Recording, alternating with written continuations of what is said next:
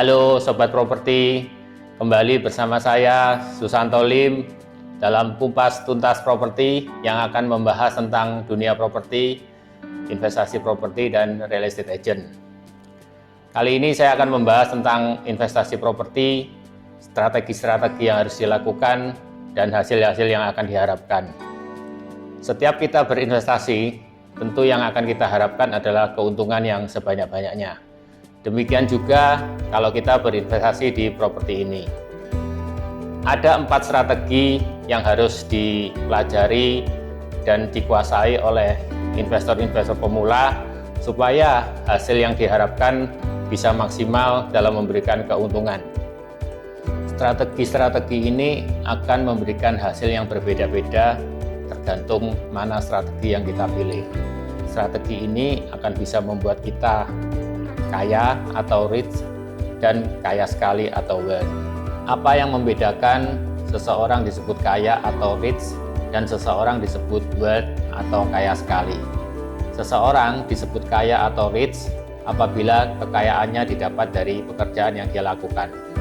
Jika dia tidak bekerja, maka kekayaannya bisa menyusut bahkan bisa habis. Sedangkan seseorang disebut wealth atau kaya sekali bila kekayaannya didapat dari passive income, investasi-investasi yang dia lakukan, termasuk investasi di bidang properti. Strategi yang pertama, buying, lease, dan not selling.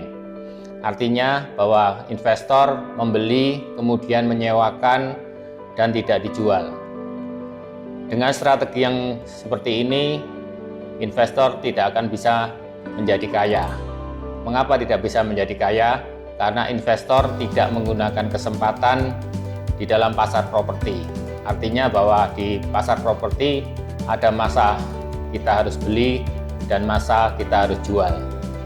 Itu yang akan menyebabkan investasi kita di properti menghasilkan keuntungan. Strategi yang kedua, buying dan kemudian selling. Ini adalah strategi yang biasa digunakan oleh orang-orang dengan pemikiran lama, bahwa mereka membeli properti dan kemudian mendiamkan dan mengharapkan keuntungan dari penjualan. Nah, strategi ini bisa menghasilkan kekayaan atau rich apabila pada saat beli kita mendapatkan harga yang murah. Strategi yang ketiga adalah flipping. Flipping adalah strategi yang dilakukan investor dengan cara membeli properti dengan harga di bawah pasar, kemudian melakukan renovasi, dan kemudian menjual kembali. Strategi ini akan bisa membuat investor menjadi kaya. Strategi yang keempat adalah hybrid. Hybrid adalah strategi yang digunakan oleh investor dengan cara membeli properti dengan harga di bawah pasar, merenovasinya dengan bagus, kemudian menyewakannya dengan harga tinggi, dan terakhir menjual apabila properti tersebut harganya tinggi.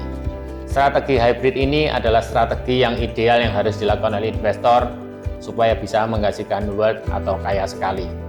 Demikian penjelasan dari 4 strategi yang biasa dilakukan oleh investor properti untuk bisa mendapatkan keuntungan.